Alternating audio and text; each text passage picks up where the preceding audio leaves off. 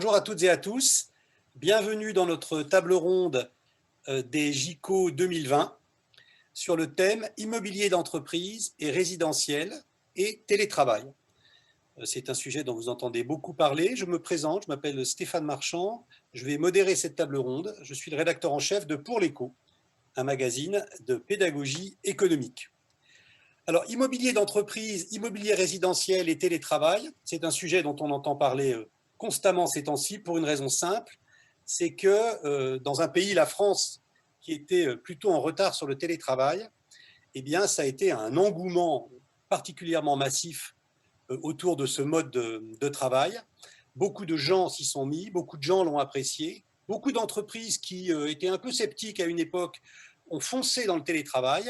Et évidemment, quand les gens télétravaillent, ils ne sont plus au bureau. Ça a une influence énorme sur l'immobilier, en tout cas potentielle énorme sur l'immobilier, à la fois l'immobilier de bureau, l'immobilier résidentiel. C'est de ça que nous allons parler aujourd'hui avec quelques intervenants absolument passionnants que je vais maintenant vous présenter. Alain Tranois, vous êtes le directeur de l'Aix-Marseille School of Economics. Vous êtes membre du Cercle des économistes. Jean-Charles Bricogne, vous êtes économiste et chercheur. Vous êtes enseignant, évidemment, et vous êtes adjoint au directeur de l'économie et de la coopération internationale à la Banque de France. Pierre Scheffler, vous êtes un spécialiste de l'immobilier. Vous êtes senior advisor à l'Institut pour l'épargne, l'immobilier et foncière, l'IEIF. Et puis, Barbara Castillo-Rico, vous êtes responsable des études économiques à Meilleurs Agents. Pour le moment, c'est tout, mais à partir de midi, nous aurons la joie d'être rejoints par Vincent Ossillou, qui est le directeur du département économie de France Stratégie et qui est retenu à l'Assemblée nationale pour une audition. Alors, on va commencer tout de suite. Et je pense que comme c'est un sujet relativement nouveau et relativement complexe, j'aimerais que Alain Tranois prenne la parole et à l'aide de slides nous présente un peu ce sujet. Immobilier, télétravail, comment tout ça s'arrange, qu'est-ce que l'on sait, qu'est-ce que l'on peut expliquer. Alain, on vous écoute. Bonjour à toutes, bonjour à tous. Bon, je n'ai pas de slide, mais pour les amateurs de slides, mes petits camarades vont se charger d'en présenter. Je vais faire le cadrage un peu général de cette table ronde où on essaie de réfléchir ensemble sur ce que pourrait être le monde d'après, comment le monde d'après serait différent du monde d'avant dans le domaine de l'immobilier. C'est un exercice auquel se prêtent volontiers les économistes, mais je pense que dans le domaine de l'immobilier, on a peut-être une chance au moins de mieux connaître la direction que dans d'autres domaines. Donc, à l'occasion des deux confinements, je dirais que les entreprises et les ménages et les travailleurs et les employés ont découvert les vertus, euh, et, en tout cas, parlons d'abord des vertus, les vertus du télétravail.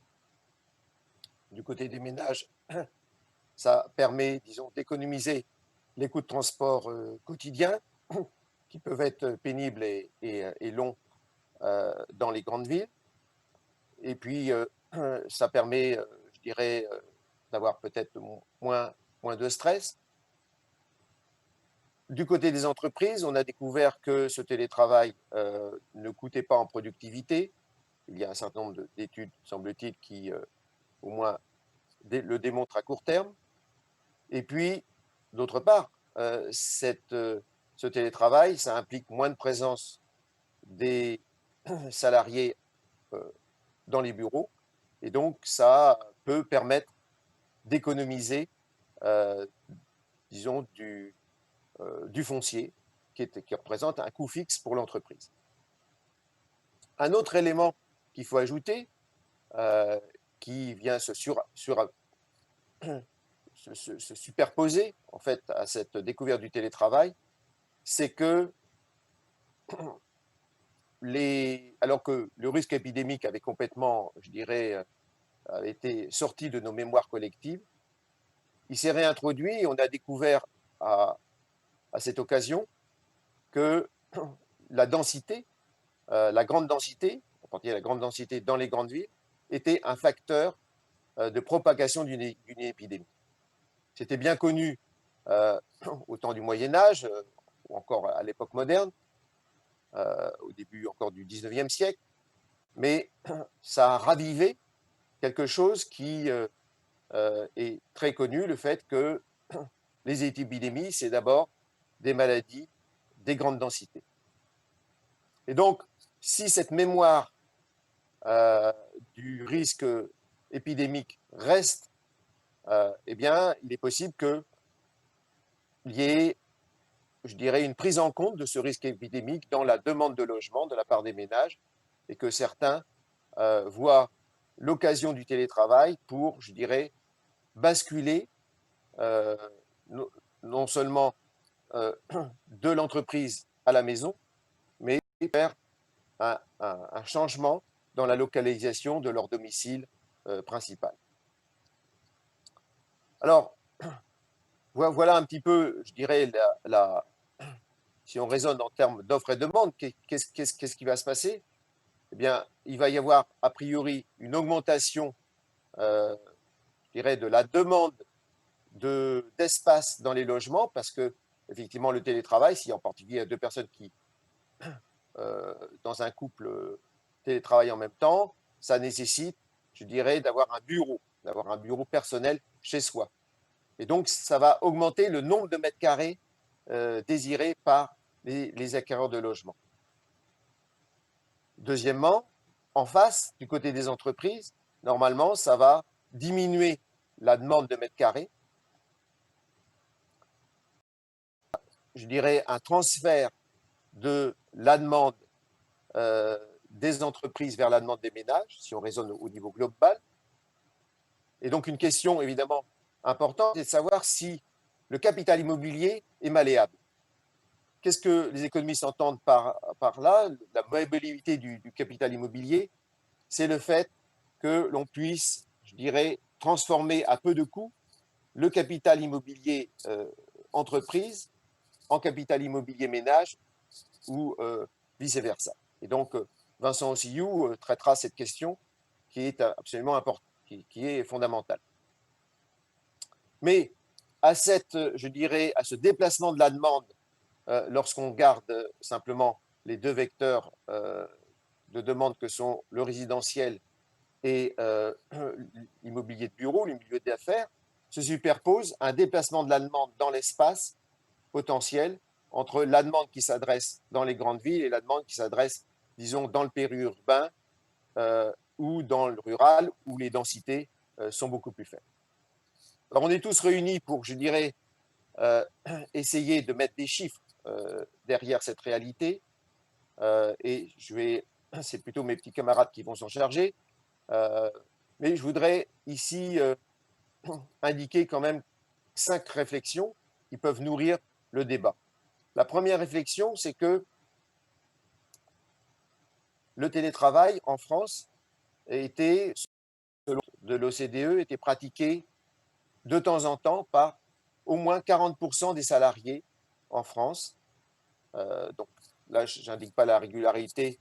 Je crois que d'autres intervenants vont insister plus sur cette question. Et la France était en retrait par rapport à la Grande-Bretagne et aux États-Unis, qui étaient au-dessus de 40%, et également les pays scandinaves, les pays du Nord, en comprenant les Pays-Bas dans les pays du Nord, qui étaient, eux, très en avance, avec des taux de 50-55%. En revanche, l'Allemagne était plutôt derrière nous, et peut-être que sa structure sectorielle, avec un gros point d'industrie où il est difficile de généraliser le télétravail, y est en partie responsable. La deuxième réflexion, c'est que, évidemment, ces changements que je viens d'esquisser de la demande d'immobilier, ils vont également être présents dans les autres pays. Et simplement, pour donner un indicateur, en Grande-Bretagne, où le marché immobilier répond beaucoup plus, l'élasticité, si vous voulez, des prix à la demande est est beaucoup plus forte. Il y a une transmission de la demande au prix qui est plus forte, qui est plus vive. Eh bien, on a constaté que les prix des loyers, euh, donc les loyers résidentiels, à Londres ont baissé de 7% entre juin et septembre de cette année, alors qu'ils augmentaient plutôt dans le reste de la Grande-Bretagne.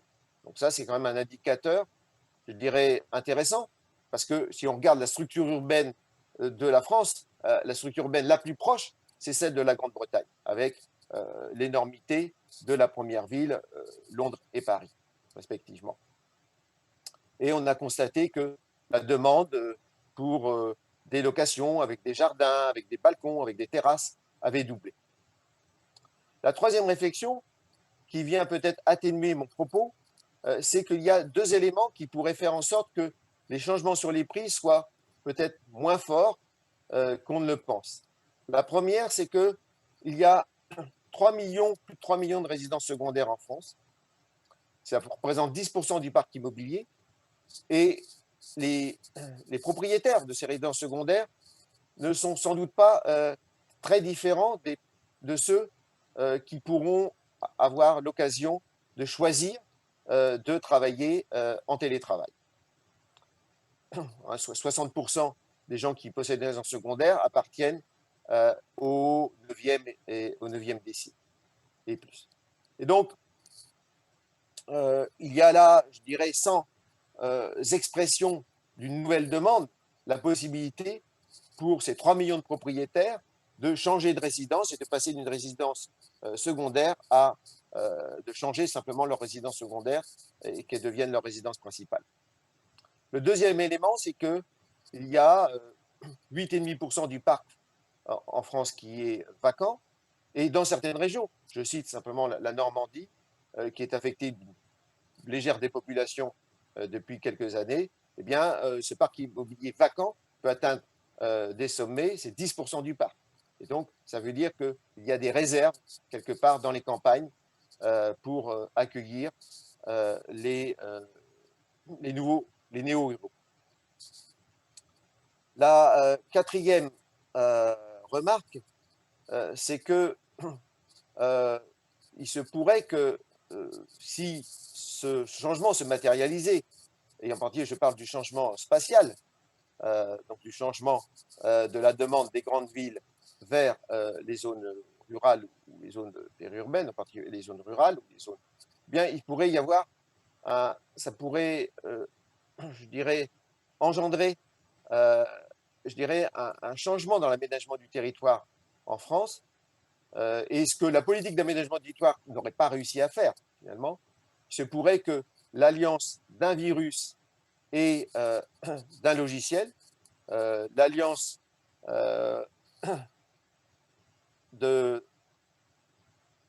du Covid et du logiciel que nous utilisons, de Zoom, puisse, je dirais, réussir là où la politique étatique a plutôt failli.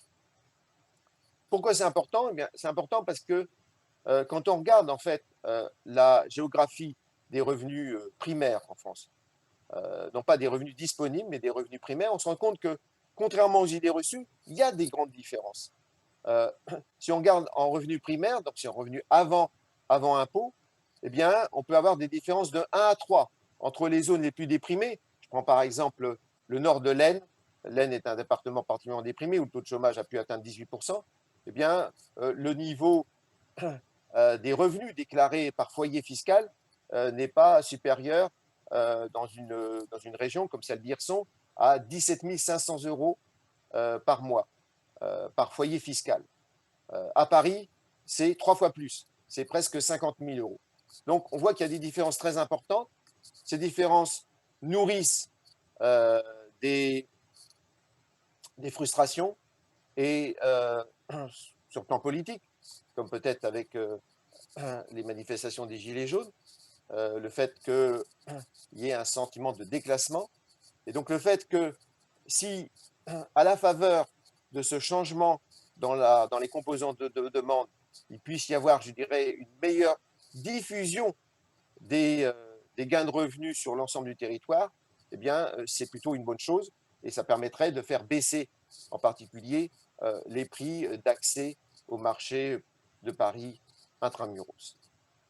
Enfin, dernière réflexion, il me semble qu'il faut malgré tout ajouter un bémol dans la problématique pour la politique économique, c'est que la politique économique, depuis plusieurs années, depuis qu'on s'est rendu compte qu'il y avait une crise écologique, une crise environnementale, eh bien, pousse quand même à l'habitat collectif, pousse à éviter la dissémination urbaine et donc pousse à économiser la terre pour la réserver aux usages naturels, aux usages agricoles. Et là, quand on regarde les sondages sur là où voudraient habiter les Français, 65% disent qu'ils voudraient habiter plutôt une maison, alors que simplement 56% habitent une maison. Donc il y a, avant Covid, déjà un hiatus entre ce que les Français, où les Français voudraient habiter et là où ils habitent. Et donc, il peut y avoir peut-être un hiatus plus grand demain encore, je dirais, les objectifs affichés de la politique économique en matière de logement et les désirs des Français. Voilà, je vais m'arrêter là pour cet exposé, disons, de cadrage général. J'aurai peut-être l'occasion ensuite de réagir à l'exposé de mes collègues. Merci beaucoup Alain Tranois, merci beaucoup pour tous ces points, notamment les 6 derniers que vous avez signalés. Vous avez à juste titre précisé qu'on avait besoin de chiffrer tout ça de la manière la plus précise possible, et ce n'est pas un secteur où c'est très très facile. On sait par exemple qu'en matière d'immobilier de bureau, il n'y a pas tellement de statistiques consolidées, enfin on va peut-être en savoir plus maintenant. Donc je propose de donner la parole à Jean-Charles Bricogne, de la Banque de France, pour savoir si lui, il a des chiffres récents qui décrivent ou confirment ou infirment cette tendance que vient de décrire Alain Tranois. Très bien, merci. Alors juste pour m'assurer que vous voyez bien les slides qui sont sur mon écran. On les voit. D'accord. Donc oui, merci pour effectivement me permettre de faire cette présentation. Donc je pense que ça va bien compléter ce que vient de présenter Alain. En l'occurrence, donc c'est une présentation qui utilise des inputs de la Banque de France. Maintenant, je parle en mon nom propre et pas au nom de mon employeur. Donc je précise que si jamais il y a des points un peu polémiques ou qui peuvent poser problème, bien sûr, la seule responsabilité m'en incombe. Voilà, cette petite précision étant faite, je vais peut-être chercher à illustrer un peu mon propos. Alors je vais commencer mon propos en montrant ce slide que je trouve assez illustratif, qui soulève la question de savoir finalement, effectivement, comme le disait Alain, est-ce que le confinement avec la pandémie de Covid-19 n'a pas été un catalyseur, un accélérateur de l'histoire? Est-ce que ça n'a pas tout d'un coup accéléré certaines évolutions qu'on pouvait sentir déjà comme potentiellement présentes? Est-ce qu'il n'y a pas une accélération d'ailleurs dans quasiment tous les pays du monde, enfin notamment les pays développés? Et donc peut-être pour s'en convaincre, peut-être déjà pour voir l'ampleur de ce choc, je trouve que ces deux graphiques sont particulièrement illustratifs. Le premier graphique à gauche montre le taux de croissance trimestrielle du PIB. Donc ça, ce sont les statistiques de l'INSEE. Et donc, on a les séries très longues, puisqu'on remonte juste après la Seconde Guerre mondiale, jusque vers la fin des années 40. Et donc, vous pouvez le voir, il y a le choc actuel est d'une ampleur sans précédent. Le seul choc qui est éventuellement avait une ampleur relativement importante, mais c'est peut-être la moitié de l'ampleur, c'était mai 68, avec un effet de rattrapage dans le trimestre qui a suivi. La grande crise financière, c'est le deuxième ovale rouge. Vous voyez que finalement, l'ampleur est finalement relativement limitée. Et l'impact du confinement et du Covid, eh bien, c'est le troisième ovale rouge où là, clairement, on est quasiment en échelle puisqu'on a, et c'est la première fois qu'on observait ça pour l'économie française, une évolution du PIB à la baisse et puis après un rebond qui dépasse les 10%. Autre illustration, cette fois-ci, là c'est pour l'ensemble du monde et pas seulement pour la France. Sur le graphique de droite, je représente donc une statistique, un indicateur d'incertitude qui est calculé par différents économistes, dont Bloom, et qui a été repris par le FMI, qui montre qu'en termes d'incertitude mondiale, effectivement, on est à des niveaux, là l'échelle temporelle est moins profonde puisqu'on monte jusqu'au début des années 90, mais ça permet quand même de couvrir les chocs de 2001, la grande crise financière de 2008, et on voit que là encore, l'ampleur du Et donc, forcément, on est amené à se poser la question, finalement, compte tenu de l'ampleur de ce choc, est-ce que les conséquences ne peuvent pas potentiellement être importantes également, notamment sur l'immobilier? Alors, je vais reprendre donc dans le slide suivant quelques réflexions qu'a pu développer Alain. Donc effectivement, la Covid et le confinement ont accéléré la digitalisation et le télétravail. Il y a encore du potentiel pour le développement du télétravail. J'aurai 1 ou 2 slides sur ce point. On peut voir, il y a des effets qui semblent indiquer que effectivement ça améliorerait le bien-être du travailleur avec moins de transport, plus d'autonomie, une meilleure conciliation entre vie personnelle et professionnelle. Pour autant, bien sûr, que le télétravail ne soit pas subi. Également, alors sur la question de la productivité, là les avis sont partagés. Ça peut améliorer la productivité, il y a des arguments qui vont dans ce sens, puisqu'il y a moins de transport, économie de surface de bureau, peut-être un mieux-être du travailleur. À l'inverse, lorsque, ça a été le cas pendant le confinement, lorsqu'il y a un passage soudain et parfois un peu improvisé dans les techniques de télétravail, par contre, on peut avoir des baisses ponctuelles de productivité. Apparemment, les études qui commencent à sortir, parce qu'évidemment la période actuelle se prête beaucoup à la production d'études, semblent montrer qu'il y a un effet globalement positif, en tout cas dans le cas de certains pays comme les États-Unis. Après, bien sûr, pour que ça se passe dans de bonnes conditions, il faut que, on va dire, certains critères soient respectés, d'avoir un matériel et un environnement adapté. On voit que les employeurs vont progressivement verser des primes pour permettre aux agents de s'équiper, avoir la possibilité, bien sûr, d'interagir avec ses collègues, avec la distance, avec des outils comme celui que nous sommes en train d'utiliser, mais là, c'est en train de se généraliser, avec parfois un peu d'improvisation dans certaines entreprises, mais bon, ça c'était par la force des choses. Et bien sûr, compte tenu de l'ampleur de ce qui s'est passé, la question qui peut se poser, c'est quel impact sur les marchés immobiliers? Est-ce que ça va pas, par ricochet, par exemple, conduire, lorsqu'il y en avait, au dégonflement de certaines bulles? Alors, le graphique suivant, en fait, montre 2 choses. Entre pays développés, en l'occurrence, quelle a été l'ampleur du recours au télétravail pendant le confinement. Donc là, le premier graphique en haut montre avril 2020. Et donc, on voit que le recours au confinement, si on prend l'histogramme, la courbe en noir, enfin ce qui est le plus sombre, montre ceux qui travaillent depuis chez eux. Donc là, c'est vraiment, on est en plein dans le télétravail. Le bleu au milieu montre ceux qui ont continué à travailler dans le lieu de travail habituel. Et le bleu marine, celui qui est en haut, représente la fraction de population qui a arrêté de travailler. Et en l'occurrence, on voit que suivant les pays, effectivement, donc le noir, la partie en noir en bas, on va d'à peu près une trentaine de % de recours au télétravail pour des pays comme la Suède ou le Canada, jusqu'à à peu près 60%, donc ça va du simple au double, pour des pays comme la Nouvelle-Zélande, les États-Unis étant à peu près à 50%. Donc ça, c'est pour, on va dire, un panel de pays, essentiellement l'OCDE. Maintenant, si on se focalise sur la France, c'est le deuxième graphique en bas qui est intéressant. Et en particulier, ce qui est intéressant, c'est de voir la décroissance de la partie grisée. La partie grisée représente les entreprises pour lesquelles moins de 10% des salariés ont eu recours au télétravail. Et on voit, c'était intuitif, on pouvait le sentir, mais là, ce graphique illustre bien que cette fraction d'entreprises qui n'ont pas ou quasiment pas recouru au télétravail, enfin en tout cas pour moins de 10% de leurs effectifs, la fraction a été limitée et on a un point bas qui est en mai, puisqu'on n'a que 40% des entreprises qui sont dans ce cas-là. Le graphique suivant montre une illustration tirée d'une publication de la Banque de France qui, en fait, schématise les différentes situations qu'on peut rencontrer suivant les secteurs, parce qu'évidemment, les différences peuvent être importantes entre secteurs de l'économie. Il y a 3 ovales. L'ovale du haut représente les secteurs pour lesquels la baisse d'activité a été relativement limitée et qui ont eu recours au télétravail. Alors forcément, ça va être des secteurs comme l'informatique, le conseil, enfin les services, stands de services s'y prêtent bien, même si les services comme le coiffeur, par exemple, s'y prêtent beaucoup moins. Les industries de première nécessité, alors c'est l'ovale en bas à gauche, en rosé, pour lequel il y a une baisse d'activité qui a été limitée, mais qui a impliqué de continuer à travailler sur site. Ça va être notamment l'agroalimentaire, la pharmacie, d'autres industries. Et puis il y a un gros ovale qui est en bleu, pour lequel là la baisse d'activité a été extrêmement importante. Ça peut être le bâtiment, l'activité de spectacle, la restauration, et pour lequel le télétravail n'était pas possible. Alors ce slide, en fait, je l'ai intitulé « Les secteurs se prêtent plus ou moins au télétravail », mais j'ai mis une petite incidente peut-être pour alimenter la réflexion, la discussion, sur finalement, est-ce que les secteurs pour lesquels on se dit que effectivement le recours au télétravail n'est pas généralisé, Finalement, est-ce qu'il n'y a pas malgré tout du potentiel? Et je vais prendre une illustration tirée d'un rapport du Sénat. Le Sénat, en fait, et c'est le petit graphique, la petite illustration que je mets sur la droite, c'est peut-être pas très grand, mais juste pour l'illustrer.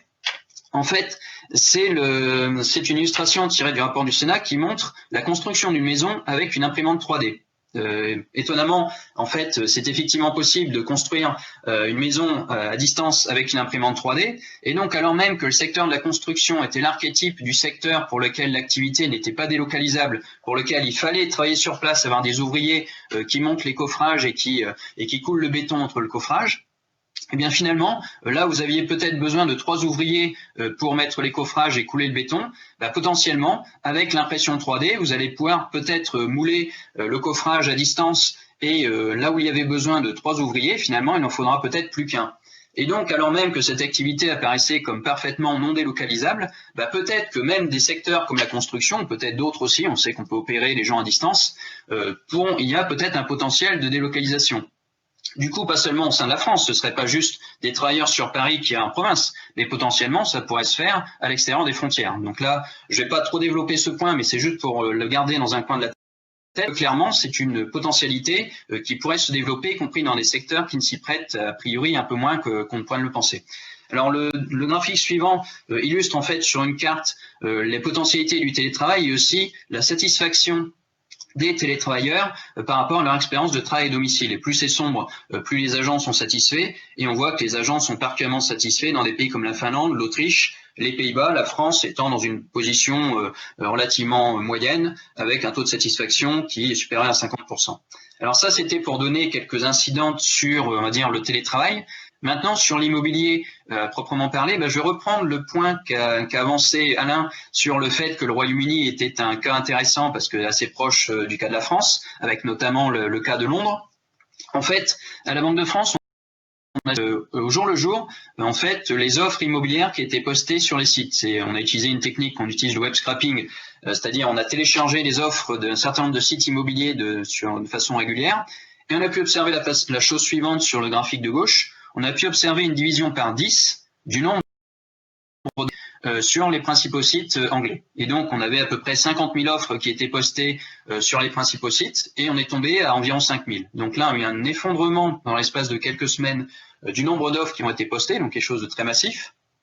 Et maintenant, sur les prix, donc les prix qui étaient proposés à la vente, eh bien, c'est intéressant parce que bon, là, c'est les prix, c'est pas les loyers. Tout à l'heure, Alain commentait les loyers, mais je pense que les deux se font écho mutuellement, même s'il peut y avoir des rigidités qui font que le passage de l'un à l'autre n'est pas intégral. En l'occurrence, sur la partie le graphique de droite, la courbe en rouge représente l'évolution des prix justement à Londres. Et on voit qu'alors même que dans les autres zones de l'Angleterre, les prix sont relativement stables, voire montent un tout petit peu, dans le cas de Londres, on voit qu'il y en a un effritement progressif, puisque le prix d'un logement passe d'à peu près 975 000 livres et on tombe à 925 000 sur le prix proposé à la vente. C'est pas le prix de transaction, mais c'est le prix proposé à la vente. On a quand même un effritement qui est loin d'être négligeable sur la période que l'on couvre, qui va du mois de mai jusqu'au mois d'août à peu près.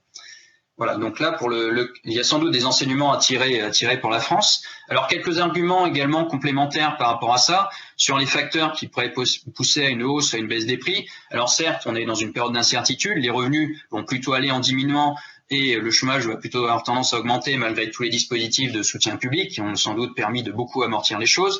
Les évolutions des conditions de crédit des banques, bien sûr, c'est quelque chose que suit la Banque de France de près. Pour l'instant, bon, ça semble pas beaucoup évoluer, mais bien sûr, il faut rester vigilant sur ce point. Le télétravail, bien sûr, va pouvoir potentiellement avoir un effet de report. Peut-être que les prix dans certaines zones comme Paris vont peut-être baisser à la fois dans le résidentiel et dans le commercial, et puis peut-être qu'en province, ça pourrait monter. Peut-être aussi, si durablement on a moins de mobilité, notamment avec le trafic aérien, il y aura peut-être moins de résidences secondaires pour les étrangers à Paris, qui représentent une grosse fraction des investisseurs et des communautés, comme je sais pas, par exemple les Italiens, je crois, font partie des premières communautés installées en France, mais aussi plein d'autres nationalités qui ont peut-être besoin de venir à Paris par avion. Également, et ça j'aurai une illustration dans le slide suivant, certains pays étaient peut-être probablement un peu surévalués avant la crise, et je montrerai une illustration avec un indicateur qui pourrait permettre d'avoir quelques intuitions là-dessus. Après, à l'inverse, il y a peut-être des facteurs qui peuvent malgré tout empêcher que les prix ne s'ajustent trop fortement. Les politiques monétaires sont toujours accommodantes dans la plupart des zones dans le monde. Il y a pu y avoir ponctuellement des gels partiels ou temporaires de la construction, et du coup on a une baisse de l'offre ponctuelle, pas forcément pour des raisons liées au cycle immobilier, mais pour des raisons extérieures liées à la pandémie. Mais si l'offre baisse, potentiellement ça peut soutenir un peu les prix. Et comme l'indiquait Alain, bien sûr on peut avoir aussi une augmentation de la demande dans certaines zones. Alors le graphique suivant, je réponds à une question qui avait été énoncée pour cette table ronde. Est-ce qu'un effondrement des prix est possible? Alors bien sûr, je ne vais pas donner une réponse catégorique, j'essaie juste de donner quelques pistes là-dessus. Ici, j'ai représenté deux graphiques. Le premier est tiré d'une publication de la Banque de France à partir de données de statistiques de MSCI qui représente le prix moyen en euros par mètre carré dans un certain nombre de pays. Donc là, vous avez la France, l'Italie, le Royaume-Uni, l'Espagne, les Pays-Bas et l'Allemagne. Pour l'immobilier de bureau.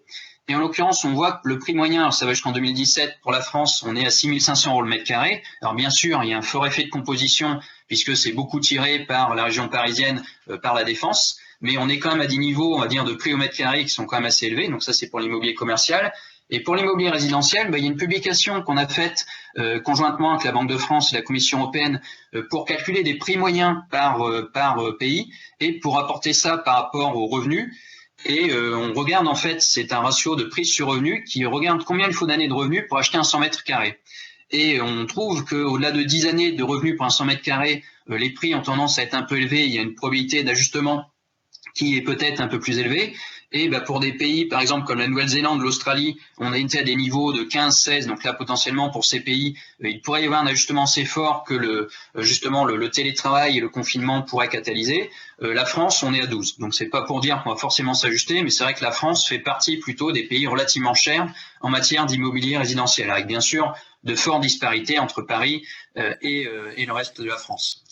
Également, il faut garder en tête que l'immobilier commercial et l'immobilier résidentiel, c'est ce qui a été montré dans un rapport de la Banque des règlements internationaux, un rapport assez récent, n'ont pas tout à fait les mêmes cycles. En général, l'immobilier commercial est plus réactif que l'immobilier résidentiel.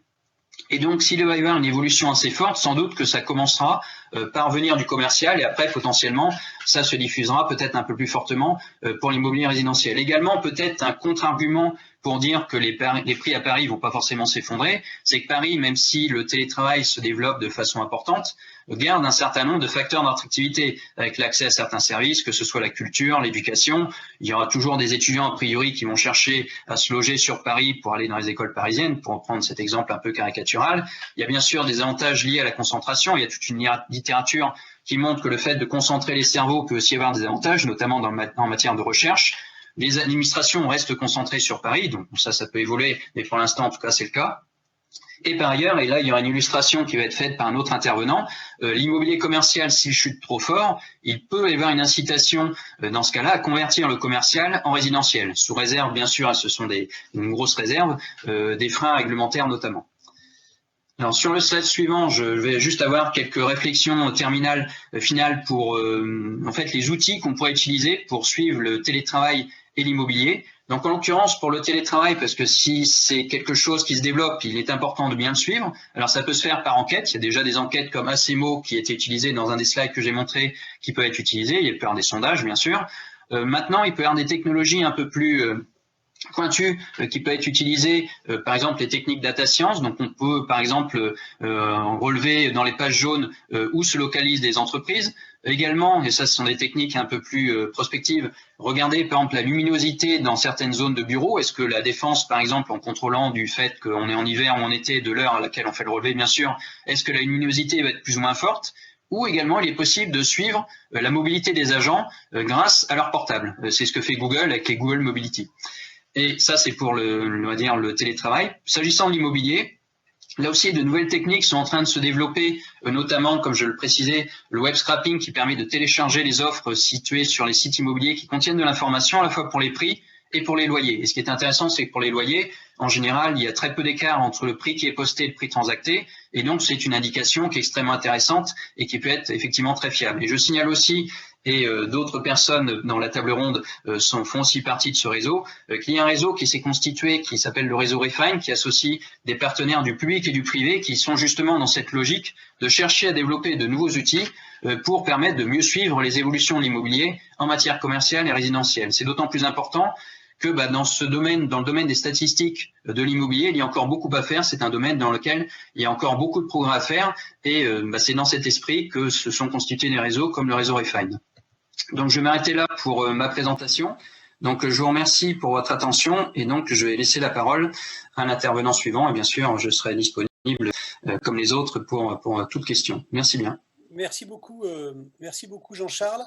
Nous avons été rejoints par Vincent Ossillou, le directeur du département économie de France Stratégie, et il me semble que ce serait le bon moment pour lui d'intervenir, parce qu'il y a deux sujets que vous avez abordés, Jean-Charles, et sur lesquels Vincent a des choses à dire.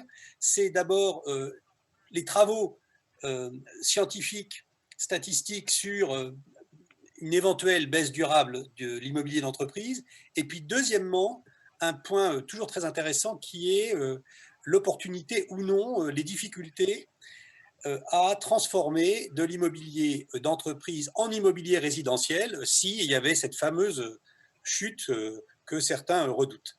Vincent, bonjour, et on vous laisse la parole. Bonjour à tous, et donc je m'excuse pour mon retard. Déjà, j'espère que je ne vais pas répéter des choses qui ont été dites, mais donc il y a certaines évaluations, notamment fondées sur le fait que la France était en retard en termes de télétravail, en tout cas moins de télétravail que les pays comparables. Donc en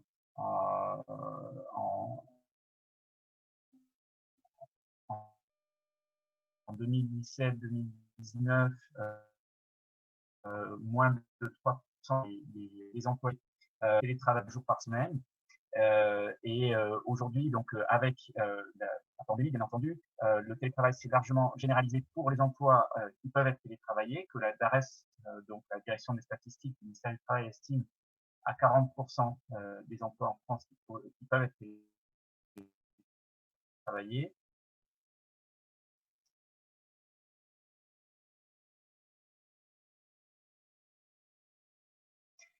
Et donc,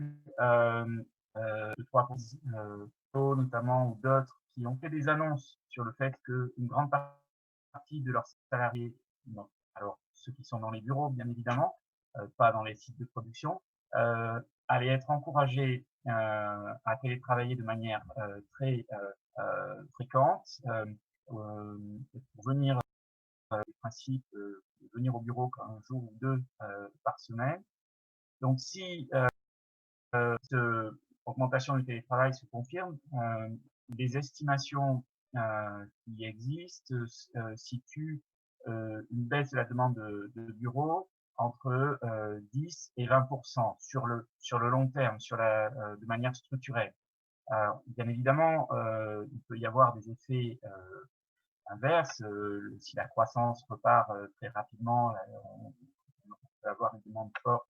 Si l'attractivité du pays, comme on a vu qu'elle s'est notamment améliorée, si elle continue à s'améliorer, notamment pour en lien peut-être avec la sortie du Royaume-Uni de l'Union européenne, et notamment sur le secteur de la finance pour les grandes métropoles comme Paris ou comme Lyon ou d'autres, ça peut avoir un impact plutôt à la hausse de la demande de bureaux. C'est en partie ce qu'on a vu notamment sur Paris intramuros, où la baisse de la vacance de logement a diminué depuis 2017, peut-être autour de 2%, mais on est quand même sur une vacance de logement, de bureaux encore très importante en Île-de-France.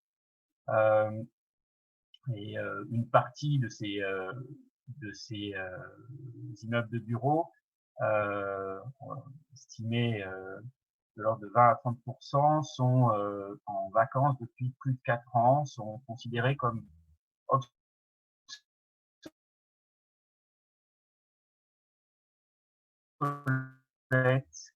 quelque sorte. C'est l'objet d'investissement, de mise à niveau depuis plus de 15 ans. Donc, en quelque sorte, il y a un enjeu de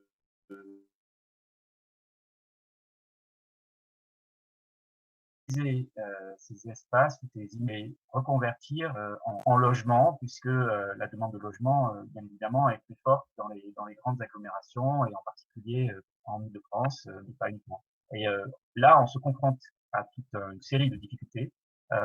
D'une part, le cadre réglementaire sur les obligations, notamment en termes d'accès à la lumière du jour, puisque les immeubles de bureaux sont plus profonds, généralement plus larges, et donc il est difficile souvent de faire des logements en respectant les normes d'accès à la lumière du jour, sans perdre une surface qui est condamnée en quelque sorte, ne peut pas être transformée en logement parce qu'il n'y a pas suffisamment d'accès à la lumière du jour. Donc les lois Allure et la loi Elan ont fait des modifications réglementaires pour pouvoir faciliter cette transformation d'immeubles de bureaux en logements, notamment en réduisant les obligations de mixité sociale, notamment de la part des logements sociaux, en réduisant les obligations en termes de création de places de stationnement, et également en introduisant des dérogations possibles en termes de gabarit. Mais et donc il y a des expériences qui se sont développées, mais il y a un potentiel qui est là et qu'il faut continuer à essayer de développer et d'atteindre. On peut imaginer de manière expérimentale de lever l'obligation de logements sociaux complètement sur ces immeubles transformés en accompagnant donc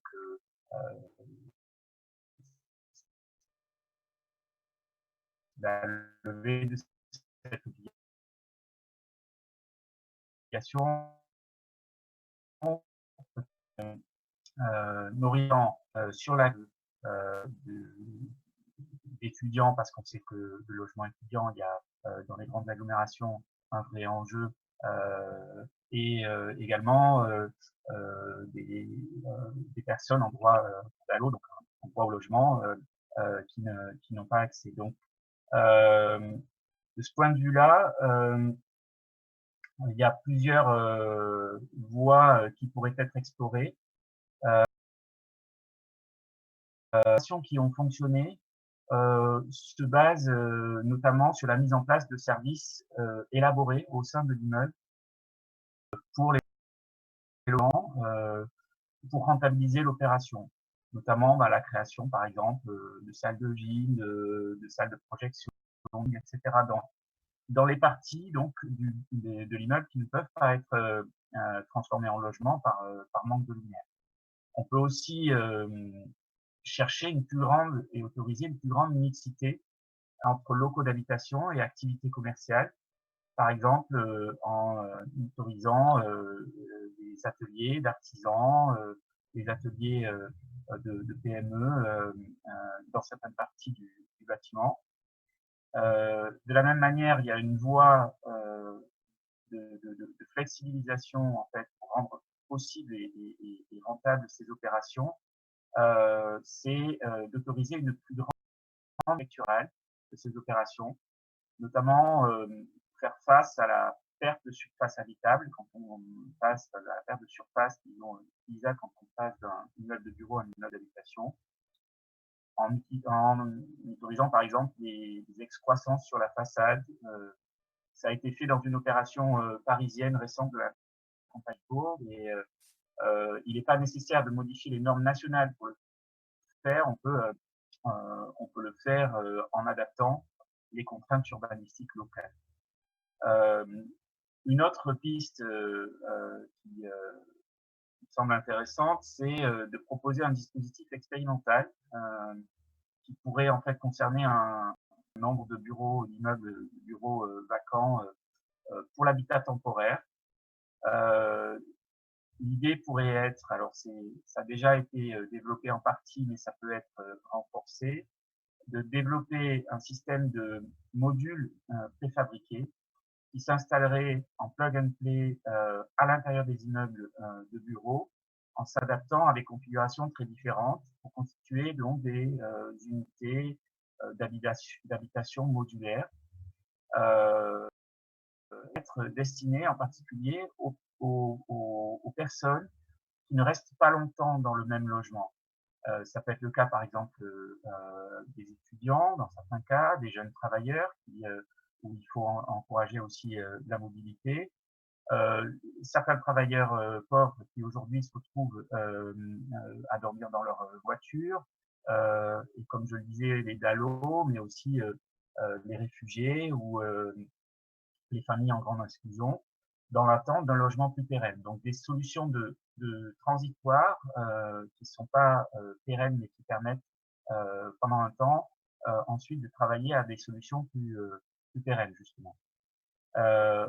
Dans ce cas, l'équipement de l'immeuble de bureau en logement temporaire de ce type par des modules donc fabriqués qui peuvent être montés facilement, redémontés et installés dans un autre immeuble, c'est de l'ordre de 1 000 € du mètre carré, et donc bien moins cher, bien évidemment, de l'immeuble de bureau en immeuble de logement, qui est plutôt de l'ordre de 2 à 3 000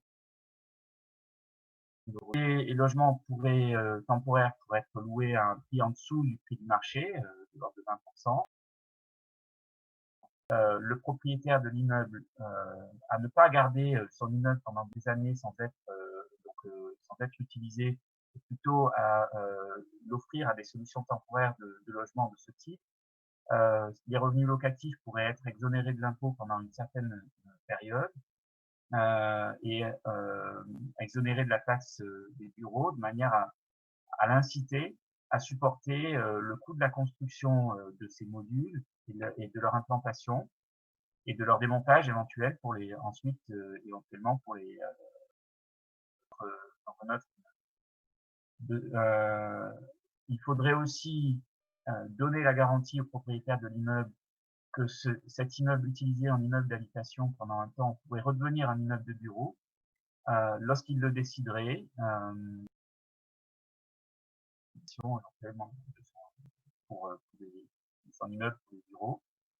Et donc, on pourrait envisager d'intégrer la possibilité de mettre fin donc au baux d'habitation en cours avec un préavis de 6 mois ou de 9 mois, avec un accompagnement des personnes donc vers d'autres solutions. Donc l'idée, ça serait dans un premier temps de développer l'expérimentation de ce type d'expérience, de vérifier que ça fonctionne, ça répond à une demande. Et bien évidemment, un dernier point, je m'arrêterai là aussi. Après, c'est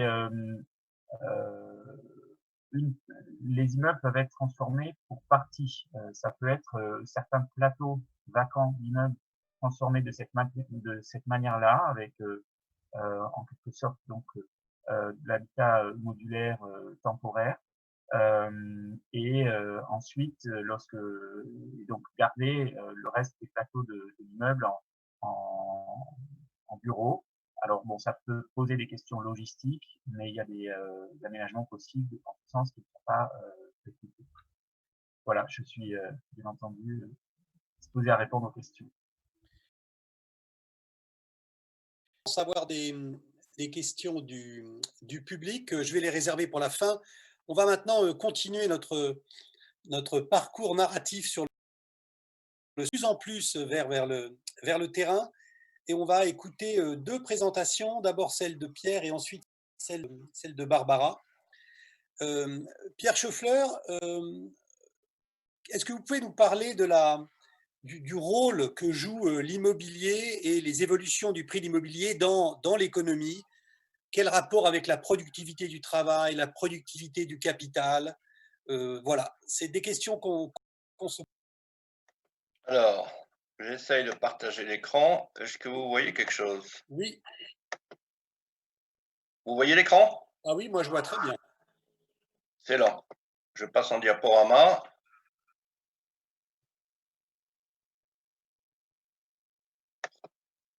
Bon, vous voyez? Alors, je vais vous présenter le point de vue de l'investisseur institutionnel. en fait, sur cette question du télétravail, cette question de la stabilité du marché immobilier dans la configuration économique actuelle. Et donc, je vais en fait vous présenter la présentation que devait faire Béatrice Gage, directeur recherche et innovation de Swiss Life, empêché pour l'occasion. Swiss Life, c'est le plus grand investisseur institutionnel en immobilier en Europe, en termes de total de montant investi. Il est numéro 1, donc c'est un acteur de très grande taille. Il a un tiers de son portefeuille immobilier investi en logement. Donc, c'est un acteur qui connaît très, très bien le marché du logement. Il le connaît très bien puisqu'il est très largement exposé au logement en Suisse, en Allemagne, quelques années en France, grâce en particulier aux initiatives prises par Béatrice et qui a permis à Swiss Life d'investir dans quelques grands portefeuilles de logements, dont Vesta. Alors, je vais vous décrire la façon dont l'investisseur institutionnel voit donc ce secteur du logement, mais plus fondamentalement le secteur de l'immobilier et le télétravail. Alors, la première image, elle est très jolie. C'est un endroit, vous voyez, avec une très, très belle île. Et puis là, il y a une petite maison en plein milieu. C'est un endroit particulièrement comme vous pensez, vous pouvez l'imaginer. Donc ça, c'est la vision poétique de la sphère. Mais regardons l'intérêt, prenons un peu l'approche top-down et regardons l'intérêt de l'immobilier pour un acteur institutionnel qui présente à gauche une répartition, une allocation stratégique d'actifs tout à fait classique, 25% actions, 75% obligations. C'est une allocation d'actifs typique d'une compagnie d'assurance vie en Europe. Il s'agit là d'actions européennes et d'obligations européennes. Et puis, ce sont des valeurs mobilières liquides. Il est intéressé par augmenter son rendement. Et une façon d'augmenter le rendement de son portefeuille, c'est d'aller vers les actifs illiquides, capter ce qu'on appelle des primes d'illiquidité, c'est-à-dire qu'a priori, actifs illiquides, il y a cette possibilité de captif doit refléter la relative illiquidité de l'actif sous-jacent. Alors, trois actifs sont comparés là. L'immobilier, en l'occurrence, il s'agit des bureaux prime en Europe. Les hedge funds, il s'agit des hedge funds global, donc de l'indice global des hedge funds mondiaux. Et le capital investissement, il s'agit en l'occurrence du private equity en Europe au travers de l'indice Cambridge Associates. Alors, ce qu'on fait, c'est qu'on va introduire un des actifs qui sont trois affiliés hedge fund ou capital investissement dans la combinaison initiale 25-75. Et on va voir où se situe l'équilibre, quelle va être la nouvelle allocation stratégique. On va suivre qui s'appelle le maximum diversification. Ça signifie que pour les gens qui veulent faire de la technique, on va supposer que les ratios de Sharpe sont équivalents pour tous les actifs. Et donc, on applique cette stratégie de max diversification aux matrices de variance-covariance de l'ensemble de ces actifs sur les 25 dernières années, les matrices de variance-covariance des performances globales, donc du total return. Et on voit que lorsqu'on injecte de l'immobilier, eh bien, il s'injecte à hauteur de 28% dans le portefeuille optimal. Et il s'injecte à hauteur de 28% en réduction de façon assez nette des actions et des obligations. En effet, l'immobilier est un actif totalement indépendant. C'est l'actif le plus décorrélé des valeurs mobilières qu'on puisse trouver. Si vous regardez les hedge funds, ils s'intègrent à hauteur de 12%, mais essentiellement par baisse des obligations. Et si on regarde le capital investissement, il s'intègre à hauteur de 26%, mais essentiellement par baisse de l'exposition en actions. Le seul actif qui permet à la fois une baisse de l'exposition en actions et en obligations et permet donc de stabiliser le portefeuille au-delà de la performance, c'est l'immobilier. Donc, on voit que par rapport aux opportunités auxquelles les investisseurs institutionnels ont recours pour augmenter la performance de leur portefeuille, l'immobilier est clé. Alors l'immobilier, ce n'est pas uniquement une prime d'illiquidité.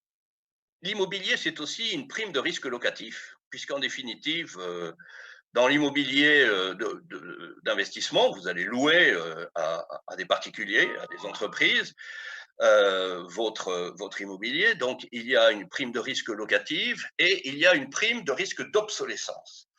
En effet, l'immobilier est un actif qui nécessite d'être amorti. Tout simplement parce que les usages changent, et puis tout simplement parce que l'immobilier s'use. Et donc, il y a une obsolescence technique et il y a une obsolescence par les usages. Le télétravail frappe de façon directe ces deux primes de risque, que ce soit la prime de risque locatif ou la prime de risque d'obsolescence. Sur la prime de risque locatif, le graphique de gauche reprend un des graphiques qu'a montré Jean-Charles. C'est en fait en abscisse le niveau d'activité des différents secteurs en France au mois d'avril et en ordonnée la part des effectifs en télétravail. Donc, on a déjà vu ce graphique, Jean-Charles l'a déjà montré, avec en haut à droite les activités qui ont subi une très faible baisse de leur niveau d'activité et un très haut recours au télétravail, essentiellement les services aux entreprises. Et puis en bas à gauche, les entreprises qui ont eu un niveau d'activité très faible, tout simplement parce que le télétravail, pour différents types de raisons, n'était pas possible. On voit donc que le Covid, il agit sur le secteur des entreprises et le secteur économique de la même façon qu'il agit sur les personnes physiques. Il a tendance à tuer les faibles, à tuer ceux qui ont malheureusement une capacité d'ajustement et d'adaptation en termes de télétravail. Là, en termes donc, si on suppose que le télétravail, la capacité de télétravailler est un facteur de faiblesse, eh bien, il affaiblit l'ensemble de ces secteurs et il renforce plutôt les autres secteurs. Et il se trouve que les secteurs en haut à droite, les activités juridiques, les activités comptables, l'activité de conseil, sont des activités qui sont très largement localisées dans le cœur des métropoles. Ce sont des activités qui louent des bureaux dans le corps, ce qu'on appelle le bureau prime, c'est-à-dire de Paris quartier central des affaires ou Londres Central Business District et ainsi de suite. Et donc, nous avons des activités qui ont peu souffert de la crise du Covid, qui sortent plutôt renforcées, même pour certaines d'entre elles, et ce qui explique que quelque part, le segment corps, le segment donc peu risqué de l'immobilier de bureau résiste très très bien à cette crise, voire même on assiste aujourd'hui à des loyers en hausse sur certaines transactions dans le cœur de Paris et des loyers prime qui atteignent maintenant près de 900 € le mètre carré, chose qui est tout à fait étonnante. Bon, donc, en revanche, les activités périphériques et les activités, enfin les bureaux situés en deuxième périphérie ou les bureaux mal adaptés subissent des hausses de taux de capitalisation, c'est-à-dire de ratio loyer sur prix relativement importantes qui sont de l'ordre de 30 à 40 points de base sur l'année. Donc, on a incontestablement une dichotomie de plus en plus forte sur le segment des bureaux entre les bureaux corps et les bureaux qui sont plutôt secondary. Alors, ce changement structurel du télétravail, Jean-Charles en a parlé, Alain en a parlé aussi, ça change évidemment la façon dont la productivité impacte cette notion de télétravail. Béatrice a beaucoup travaillé sur ces questions de relation entre donc le travail et la productivité et le télétravail en particulier. Et donc, les interrogations se posent sur effectivement la productivité à court terme versus la productivité à long terme, donc le gain de temps à court terme versus la perte de cohésion sociale au sein de l'entreprise à long terme. Nous verrons quelles seront les conséquences progressivement. Mais passons directement à finalement l'état actuel du marché. l'état actuel du marché, donc nous avons une prime de risque locatif qui s'est beaucoup différenciée selon les secteurs, une prime de risque d'obsolescence qui est largement bousculée par donc le télétravail qui peut rendre attractifs certains bâtiments, en particulier les bâtiments les plus flexibles et les plus adaptables, comme l'a souligné Vincent Oussiou, et qui malheureusement pénalise les autres bâtiments. Alors, le marché, quels sont les signaux que nous envoie le marché aujourd'hui, puisqu'il faut partir quand même de ce que dit le marché, sur l'immobilier d'entreprise, on a des signaux qui sont assez faibles. C'est-à-dire que là, je vous ai présenté les évolutions de prix des fonds immobiliers non cotés en France. Les sociétés civiles de placement immobilier, investir en immobilier d'entreprise, et les OPCI grand public. Ce sont des fonds d'investissement non cotés qui ont la particularité donc d'être non cotés, donc ils ne sont pas pollués par la volatilité de la bourse. Ils sont néanmoins, ils font l'objet d'échanges réguliers, et donc on a un prix par mois. Et dans la mesure où ces fonds sont détenus par un nombre relativement important de personnes. Pour le cas des SCPI, on a près de 800 000 investisseurs, donc on a un véritable marché. Et on voit que là, il s'agit des indices de performance globale. On voit sur 2020, vous voyez la petite interruption. Nous avions une période de hausse continue qui était depuis la crise financière globale jusqu'à la politique d'assouplissement quantitatif de la BCE en 2015, la politique des taux zéro. Donc tout ceci a favorisé l'immobilier. Et puis là, on se rend compte que ça devient horizontal, une petite tendance à l'horizontalité. Effectivement, les prix de ces fonds n'ont pas progressé depuis le début de l'année. À fin septembre, ils sont au même niveau que depuis le début de l'année. Sur les OPCI, on voit même un décrochage. Il faut savoir que les OPCI ont 40% de leurs actifs investis dans des valeurs mobilières, parce que c'est un organisme de placement collectif. Il doit assurer une liquidité instantanée à tout moment, et donc il a une poche financière relativement importante. Et là, on voit la trace du bear market qu'ont subi les actions dans le courant du mois de mars-avril. Mais ceci étant dit, depuis, nous avons une évolution relativement timide. Donc en fait, ce que dit le marché du non-coté, c'est qu'il y a une cassure dans la progression des prix. Il n'y a pas un effondrement. Ce n'est pas du tout l'effondrement que nous avons connu en 2008 suite à la crise financière globale. Et il faut regarder un peu, de façon un peu plus précise ce qui se passe au niveau des différents secteurs. Et là, le seul recours que nous ayons, c'est l'immobilier coté. L'immobilier coté permet d'avoir une vision, certes troublée par la volatilité inhérente des marchés d'actions, mais d'avoir une vision des grandes tendances sectorielles. Alors là, nous avons, depuis le début de l'année, les indices d'immobilier coté des Real Estate Investment Trust, donc des foncières cotées en Europe, par secteur. Donc, nous avons les foncières sectorielles, résidentielles, les foncières industrielles, c'est essentiellement la logistique, les foncières investies dans l'immobilier de santé, les foncières investies dans l'immobilier de bureau et les foncières investies dans les centres commerciaux. Bon, je ne vous fais pas un dessin, vous voyez l'effondrement des centres commerciaux. Les foncières investies dans les centres commerciaux se sont effondrées. Quelque part, elles ont perdu près de 70% de leur valeur. Il y avait déjà le commerce bashing, le retail bashing, qui était lié donc au e-commerce. Ça fait environ 5 ou 6 ans que l'immobilier de commerce n'a plus les faveurs des investisseurs, tout simplement à cause des incertitudes, en particulier que fait poser le développement du e-commerce sur ce type d'immobilier. Mais les bureaux, vous voyez, ont baissé de l'ordre de 20%. Il y a eu un petit sursaut, ça c'est l'effet Pfizer, c'est la découverte du vaccin. Donc nous sommes aujourd'hui 20% en dessous du niveau de début d'année, ce qui, après prise en compte du levier financier qui est de l'ordre de 50% chez les foncières, nous donne une baisse de valeur du patrimoine de 10%. 10% de baisse de valeur du patrimoine, avec un taux de cap moyen des bureaux en Europe de 4%, ça nous fait 40 points de base de hausse. On retrouve à peu près les mêmes chiffres sur l'immobilier coté que l'on avait, que l'on retrouve sur les quelques faibles transactions que nous avons aujourd'hui.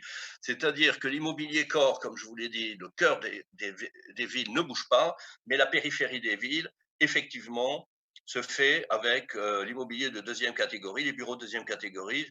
Les transactions se font avec une hausse de 40 à 50 points de base donc de la prime de risque locatif et obsolescence, et les deux provoqués par le télétravail. Alors, est-ce qu'on va assister dans les prochaines années à un office bashing à cause du télétravail, comme on a assisté à un retail bashing à cause du e-commerce? Donc, est-ce que la digitalisation, qui a largement frappé le secteur immobilier du commerce, va frapper le secteur immobilier des bureaux? Pour le moment, les signaux donc, que l'on en a sont que c'est possible, on ne peut pas l'exclure, et que quelque part, le grand vainqueur de ces mouvements, et qui apparaît naturellement comme la valeur refuge, eh ben, c'est le logement. Le résidentiel est le segment immobilier dont le comportement est le plus décorrélé de l'immobilier d'entreprise au sens large. Bureaux, entrepôts logistiques, commerce. Le résidentiel c'est un marché sur lequel les prix sont formés essentiellement par le comportement des ménages. Et le comportement des ménages, c'est un comportement d'arbitrage entre acheter et louer.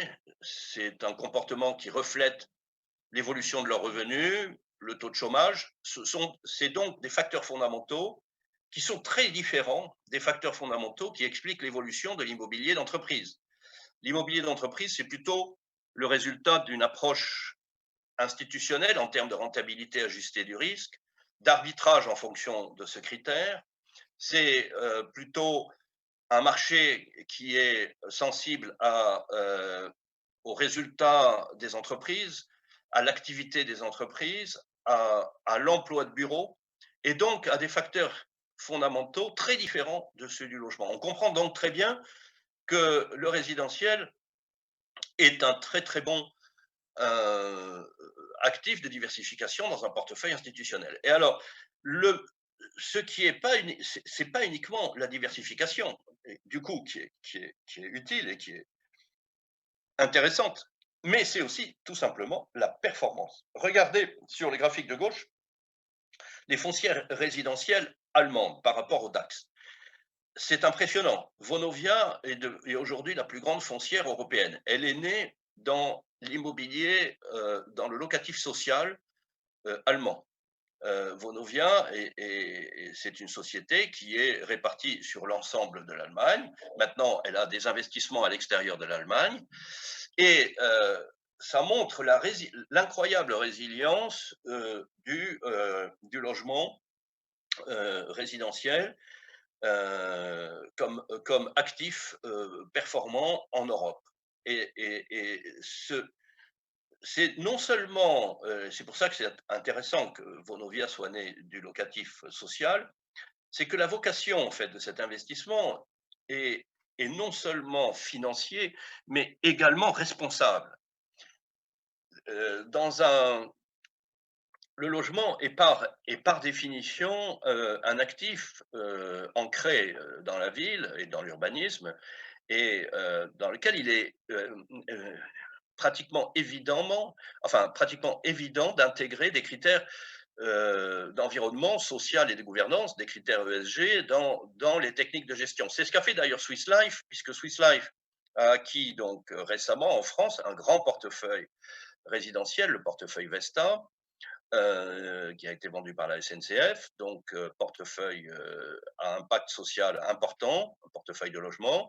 Et puis Swiss Life, accessoirement, a créé avec Cedrus Partners un fonds à impact directement dans le logement, dans lequel il y a même Habitat et Humanisme comme bénéficiaires de ce fonds à impact à hauteur de 20%. Donc, le Covid a montré qu'il n'y avait pas que la digitalisation qui était un facteur gagnant de différenciation de la performance. Évidemment, les Zoom, les Amazon et tout ça en ont largement profité, mais de façon plus générale, les actifs ayant exposé une notation ESG, une notation d'investissement social responsable marquée, ont largement surperformé les indices de marché durant cette crise.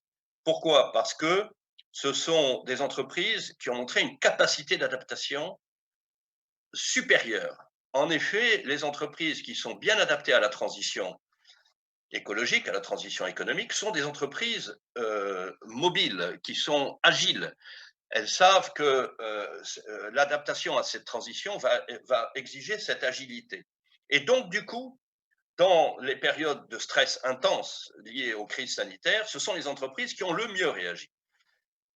Donc, à la fois par ces qualités d'investissement ESG, socialement responsable, et par sa qualité intrinsèque de refuge, le logement apparaît comme véritablement l'actif préféré aujourd'hui des investisseurs institutionnels.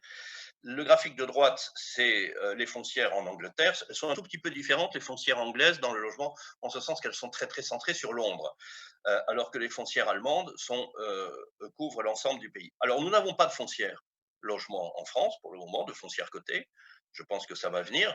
Le rêve de Jules Verne, lorsqu'il a écrit Paris au XXe siècle, en 1860, c'était que l'ensemble des logements à Paris, comme dans toutes les grandes villes, étaient détenus par une gigantesque foncière cotée en bourse.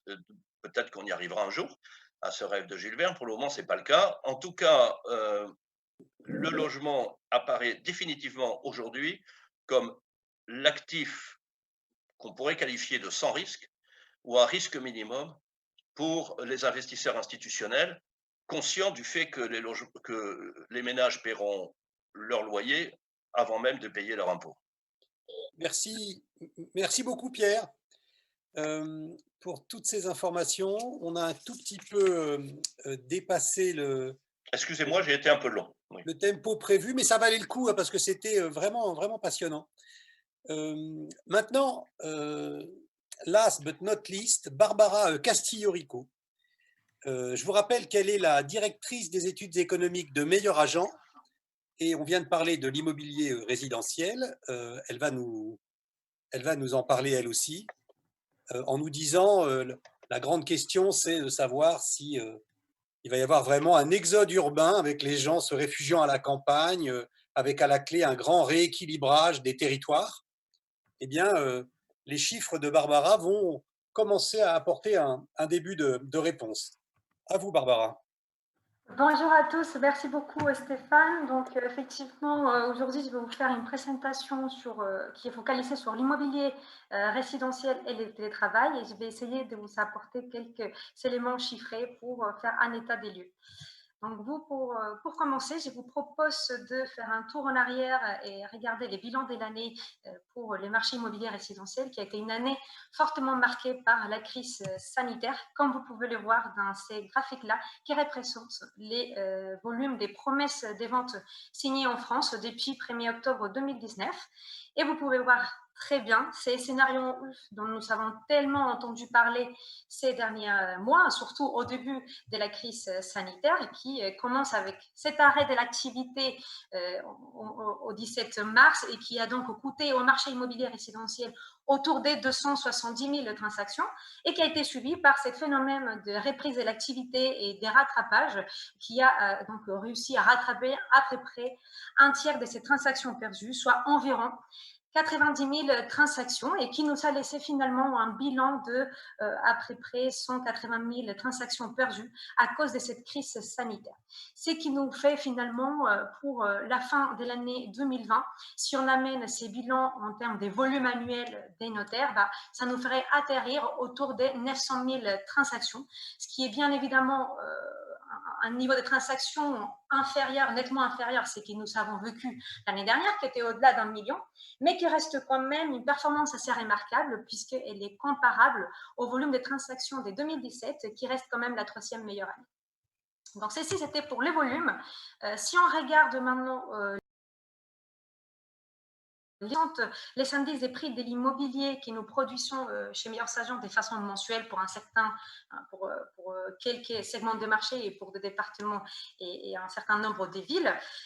Et du coup, ce qui est important à retenir de ces slides, c'est qu'on était vraiment sur un cycle haussier des prix de l'immobilier depuis maintenant 5 ans, avec un dynamisme des prix assez fort, notamment pour les grandes villes de France, et que, comme vous pouvez constater, depuis le début de cette crise sanitaire, on est passé vraiment à un moment avec cette rupture des tendances et on passe sur une phase plutôt de stabilisation.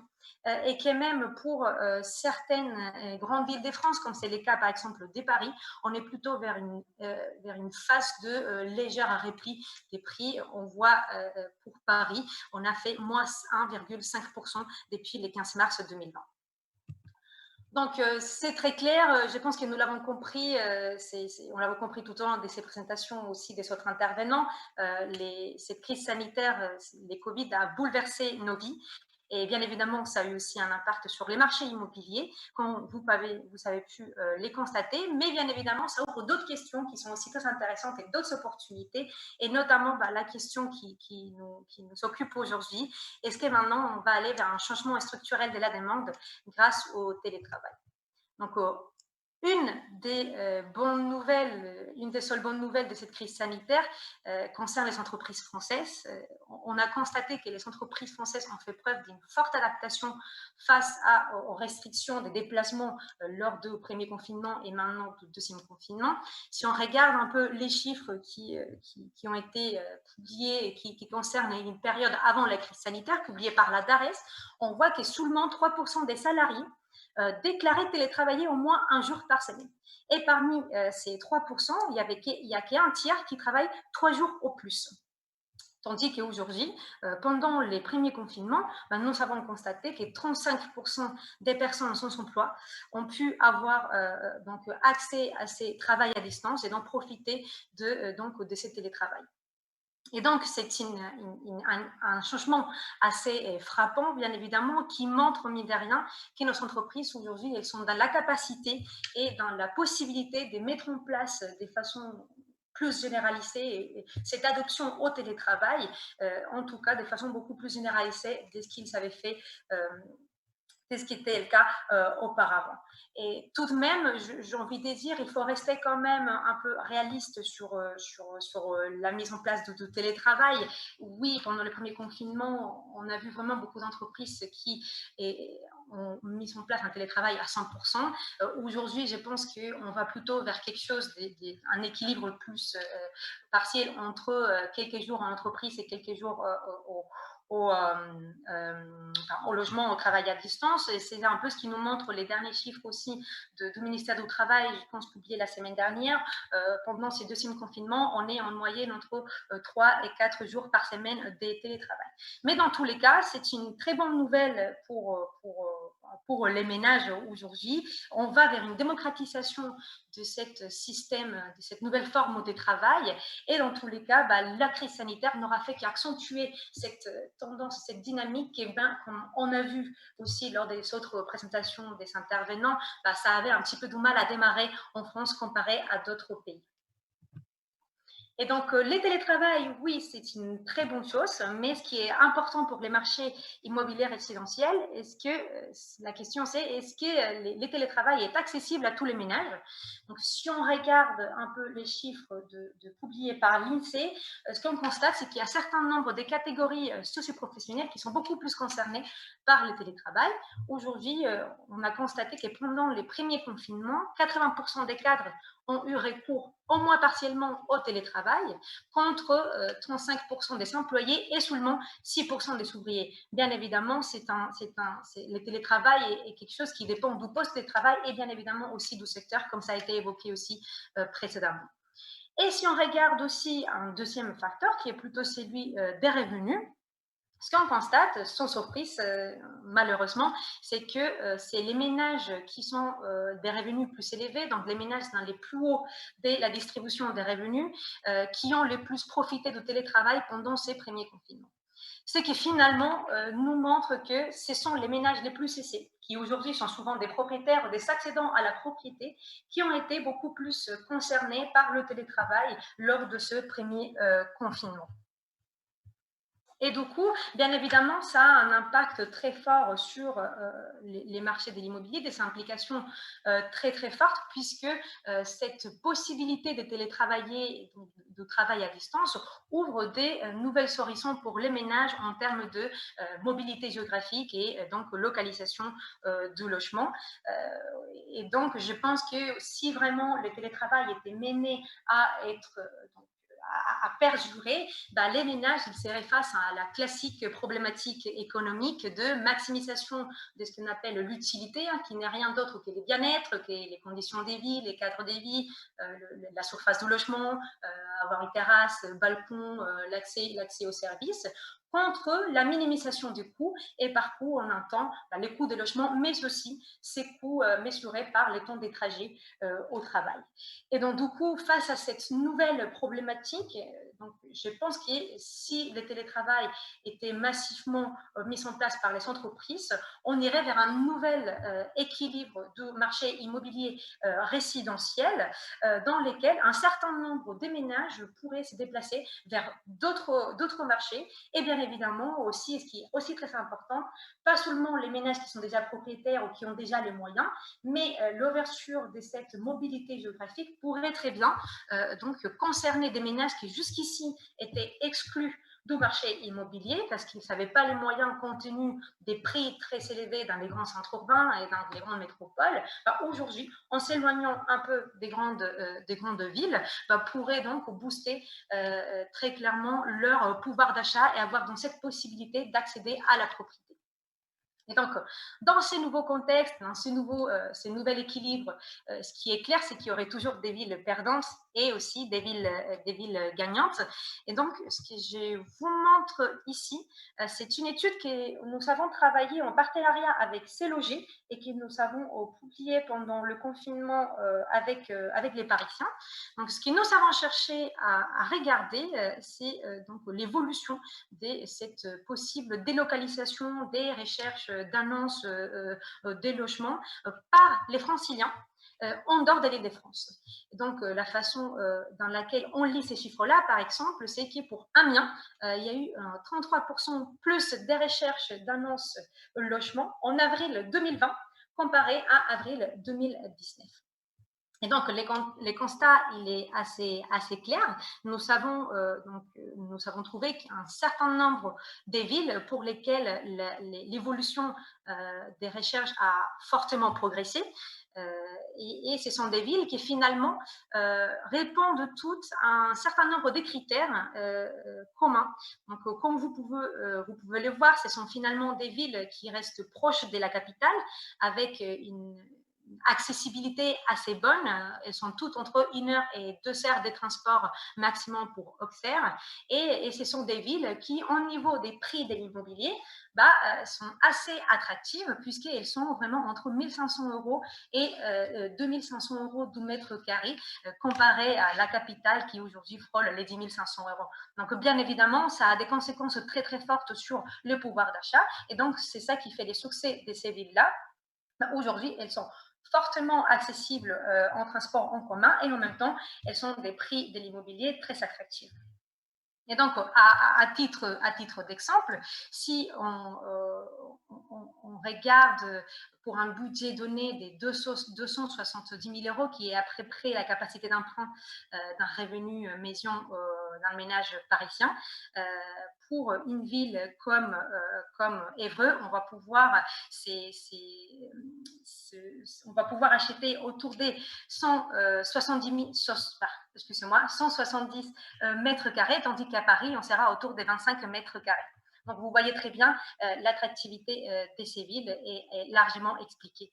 Et ce qui est aussi intéressant à noter ici, c'est que ce n'est pas que des villes, c'est assez divers en termes de typologie des villes. Nous avons des villes de moins de 50 000 habitants, mais aussi des grandes villes comme Tours, Orléans ou Amiens qui dépassent les 100 000 habitants.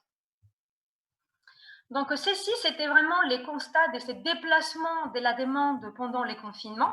Cependant, si on regarde aujourd'hui un peu l'évolution des prix pour ces villes-là, donc les constats étaient un peu différents. Du coup, ce que je vous ai mis ici, c'est les indices des prix de l'immobilier d'un certain nombre de villes qui ressortaient de cette étude avec ces logés. Et ce qu'on constate, c'est que finalement, il n'y a pas vraiment une rupture dans la tendance des prix après les premiers confinements, donc après les 15 mars. Et on voit très bien que finalement, c'était des villes qui étaient déjà assez attractives. C'est le cas, par exemple, d'Angers, qui en 5 ans a pris 30% des valeurs en termes des prix de l'immobilier. Et donc, certaines de ces villes-là, elles étaient déjà attractives avant. C'est une nouvelle question sur les changements structurels de la demande. Et donc, on voit qu'il n'y a pas vraiment une accélération dans cette tendance des prix, mais plutôt une continuation, et même pour certaines villes, plutôt un tassement aussi à l'image des grandes villes de France. Ce qui est finalement pas très surprenant, parce que on sait très bien qu'aujourd'hui, les ménages français font face à des énormes incertitudes, tant dans les plans sanitaires qu'économiques. En termes de revenus, on a déjà vu, il y a eu des baisses des revenus qui ont été déjà constatées ces trimestres-là, la hausse du chômage qui ne fait que commencer avec 2 points de plus ces derniers trimestres. Ce sont des incertitudes économiques très fortes et qui pèsent fortement sur la demande et qui créent donc un attentisme des ménages de façon générale dans les grandes villes, et aussi pour faire ces choix des délocalisations et des mobilités géographiques, c'est très important. Et surtout, les facteurs qui, pour moi, est aussi à prendre en compte, c'est le fait que ces incertitudes sont aussi très fortes quant à la question du télétravail. Oui, certes, aujourd'hui, on voit que les entreprises, elles sont en capacité de s'adapter, elles sont en capacité de mettre en place de façon massive le télétravail, mais la question est encore ouverte. On ne sait pas vraiment dans quel rythme les entreprises vont vraiment adopter les travails à distance. Est-ce que ça sera 1 jour par semaine, 2, 3, on ne le sait pas. Et pour faire ces genres de choix des long terme qui engagent sur des budgets énormes et qui représentent la plupart du patrimoine des ménages, on a besoin d'avoir des réponses à ces questions pour vraiment pouvoir voir si c'est donc possible changement de la demande vers d'autres marchés résidentiels. Et pour finir, une slide qui fait un peu le résumé de toutes les idées sur les marchés immobiliers résidentiels. Donc, ce qui est certain, c'est qu'aujourd'hui, on est dans une nouvelle ère pour l'immobilier résidentiel français. On rentre possiblement sur une phase de repli, surtout après ces 2e confinements, parce qu'on voit déjà depuis mars 2020, on voit la demande s'éroder, d'où fait de cet affaiblissement du marché de l'emploi. C'est plus fort dans certaines villes, c'est moins fort dans d'autres qui tiennent plus les coûts et qui voient moins leur secteur souffrir de cette crise sanitaire qui devient une crise économique. Eh bien, tous ces contextes-là fait que les ménages, aujourd'hui, elles sont un peu dans l'attentisme, elles manquent un peu de volonté. Est-ce que c'est aussi une question de lassitude, un premier confinement, maintenant je me relance sur un projet que j'avais mis en pause, maintenant un 2e confinement, et à la fin, est-ce qu'on finit pas pour abandonner ces projets-là? Ça fait qu'on est vraiment sur une phase, en tout cas, de stabilisation et peut-être un repli pour certaines zones géographiques. Mais on n'attend pas quand même un effondrement des prix parce que donc il y a certains facteurs qui ont été déjà évoqués, mais particulièrement aujourd'hui, on est dans un contexte en termes de financement immobilier qui est très favorable. Et donc, oui, on le voit, c'est vrai, les banques, elles deviennent plus frileuses, elles prêtent moins d'argent, en tout cas, elles vont vers les meilleurs profils. Mais justement, pour ces ménages qui n'ont pas été impactés en termes de revenus, en termes d'emploi par la crise sanitaire et qui continuent à avoir une certitude de leur avenir en termes financiers, ces ménages-là, ils sont toujours dans la possibilité d'emprunter, et les banques, elles sont là pour les aider et les accompagner avec des taux d'emprunt extrêmement favorables. Et du coup, pour finir, les derniers points concernant le télétravail. Et oui, si vraiment ce télétravail était massivement mis en place par les entreprises, on pourrait vraiment voir ces déplacements de la demande vers des villes moyennes de France, vers des périphéries un peu plus éloignées des grands centres urbains. Mais à date, on ne constate pas un changement significatif dans la tendance de ces villes les plus attractives, ces villes moyennes qui pourraient tirer leur épingle du jeu. Et il faudra faudra donc attendre que toutes ces incertitudes, tant économiques qu'en termes de la question sur le télétravail, soient répondues pour voir ces phénomènes pouvoir se mettre en place. Merci, merci beaucoup Barbara. Il nous reste 1 minute. Heureusement, vous avez tous, au fil de vos interventions, répondu à la plupart des questions qui sont posées par notre public, sauf à une question très très importante et sans doute particulièrement importante parce que notre public est comme ça. Est-ce que vous avez des solutions à travers toutes les études que vous avez faites pour le logement des étudiants? Qui a envie de répondre à cette question? Qui ose répondre à cette question? Oui, je vais me lancer, Oui, si Alain? je peux me permettre, pour dire qu'un des intérêts de cette modification de la demande qu'on vient d'essayer d'esquisser à travers nos différents exposés, c'est que le prix dans les grandes villes, et c'est indiqué par le premier graphique, le second graphique de Barbara, c'est que le prix à Paris, c'est assez. C'est aussi le cas dans les plus grandes métropoles françaises. Et donc, les étudiants, ils sont, les universités, les grandes écoles, sont situées justement au cœur de ces villes. Et donc, si le changement se produit, on peut assister à une plus grande accessibilité, à une baisse, pour tout dire, à une baisse des prix et des loyers euh, dans ces grandes villes, euh, dont les cadres, une partie des cadres, disons, je sais pas, 5 ou 10% auraient fui et donc libéreraient de l'espace pour les étudiants. Donc oui, euh, par ricochet, on pourrait s'attendre à, je dirais, un tassement ou à une baisse des prix des logements étudiants, peut-être dans les années à venir. Merci. Eh ben, écoutez, formons cet augure. Et puis, il me reste à vous remercier tous au nom des journées de l'économie. Et puis, cette table ronde est terminée.